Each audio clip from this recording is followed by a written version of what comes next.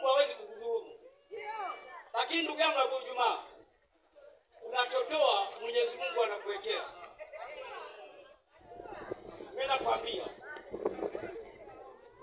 chochote ambacho unachowasaidia wananchi, Mungu hatokitupa, atakulipa. Na Abu Juma si mchoyo.